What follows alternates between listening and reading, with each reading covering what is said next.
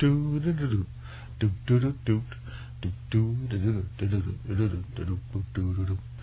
back to Biomed Buddy. Today we are going to discuss how the STA Compact cools the product drawer and heats the measurement assembly.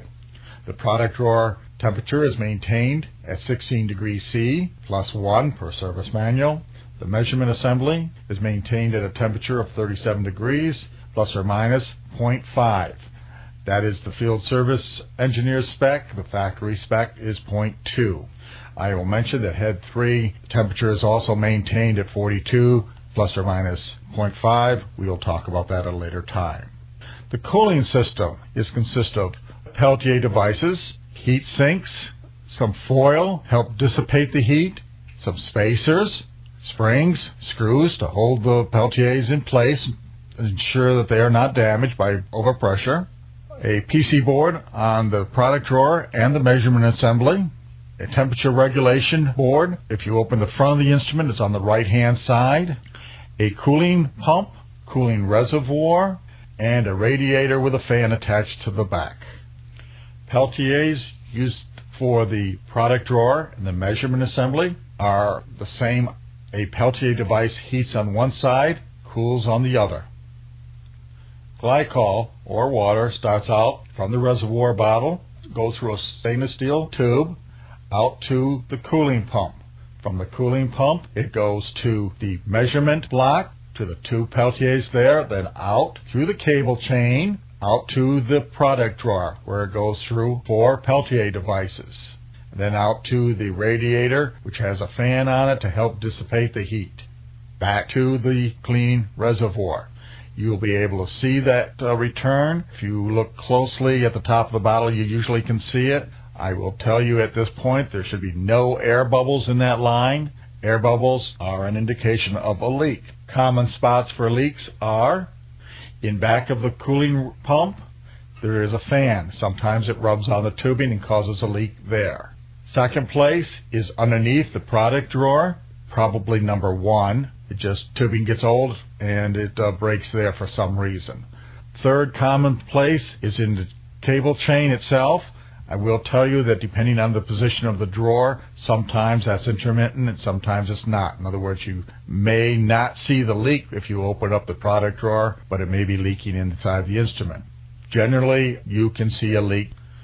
Take the cooling pump out of the back of the instrument, take out the product drawer, you're probably going to see your leak. Second common problem is the cooling pump. The diaphragm tears. If you lift up the top of the diaphragm, underneath you'll see that it'll go like halfway. It'll be torn almost in half. Common, very common. That's changed on the PMs at least once a year for that reason.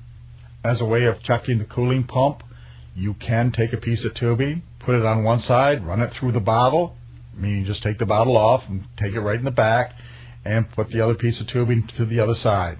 It's a quick way of checking whether the cooling pump is working. It's just as easy just to take the cooling pump and take it apart and check and see if the inner diaphragm is torn.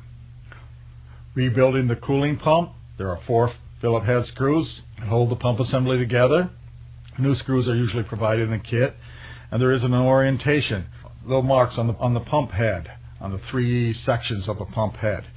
These marks should all line up facing the rear of the motors. It's pretty hard to put these together wrong if you just a little care.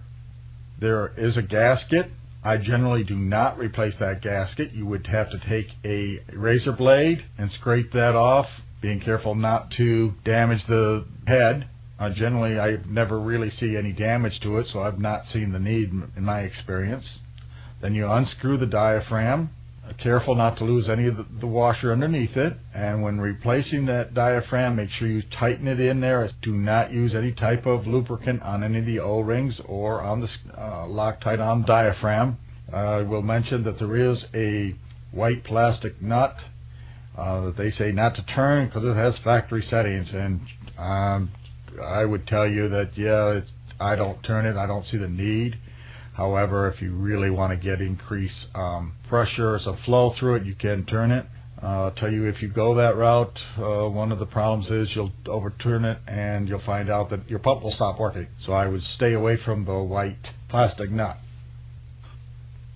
Let's talk about the electronics a little.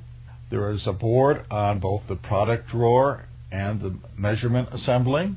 On that board you'll see that the Peltiers solder onto. They are supplied with 24 volts DC. They are simple series loops. If you have your 24 volts for both the product drawer and another 24 volts for the measurement assembly, your power supply is good for them. I have to say, generally that's not your problem area. It's the Peltier's device themselves. You do not have to change all four of them. You can actually go down and change just the one that is defective. Biomed Buddy will be providing these on an individual basis. Again, the 24 volts is supplied, and you have the Peltiers in series, and essentially the Peltiers take 12 volts. There's 12 volts across each Peltier. Pretty straightforward, simple, nothing complex here. The control for both the measurement block and for the reagent block is from the temperature regulation board. Again, open the front of the instrument and you'll see it on the right hand corner. Please note that the adjustment for your measurement assembly is P2 and the adjustment for your product drawer is P1. You will see a yellow LED, that is for your product drawer, and you'll see a green LED, that is for your measurement assembly. If they flash, that basically means that they're at a stable spot. It's pretty straightforward for me to troubleshoot a temperature issue, which by the way they can be somewhat intermittent at times, is to check the flow. Number one, you have to have flow. Then check to see if the yellow LED is on constantly. If you have flow, the LED is on constantly, I can almost guarantee you got bad Peltiers, or a bad Peltiers. The measurement block is very stable. If you have a problem with the measurement block temperature, that would be unusual. It's the reagent block that causes your problem. It does not require that the cooling bottle be filled. In fact, there can be awful little in it and still work just fine.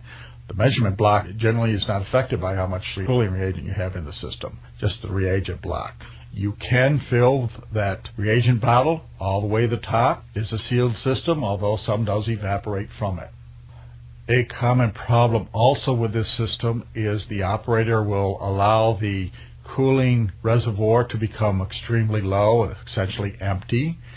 And sometimes you have to purge that pump. Essentially, if you have to purge the pump, the only reason to do that is if the reservoir essentially got empty and you got a lot of air in the lines. The reason I mentioned that is because if you do it once and it corrects your issue, you are stating to yourself or the operator that they did not put solution into the bottle. It's common for you to do that. It works for a while and you don't have the proper flow. There are specs for that flow, but I would tell you that if you're getting some flow, probably okay.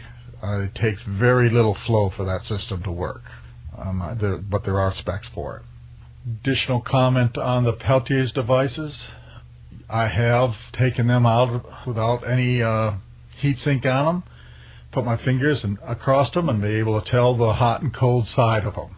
I have heard people say you have to have a way of dissipating the heat or you'll cause damage to the Peltier devices. I have not found that to be the case personally. I will tell you in fact that I have seen many instruments, the Peltier devices, not work for a long period of time and it caused no known problems. I have seen cooling pumps fail and not be repaired by the customer for over a year and have no problems once you repair the pump of all the Peltiers coming back and work, for what it's worth. There are temperature probes, thermistors, I believe they're LM35s. I can look that up later. Very seldom do they give you a problem, and it's back to mainly on the reagent block. When they do, what I've seen is the reagent block is very cold as the instrument will get it, and yet it's calling for saying that it's not down to temperature. That's a very rare problem.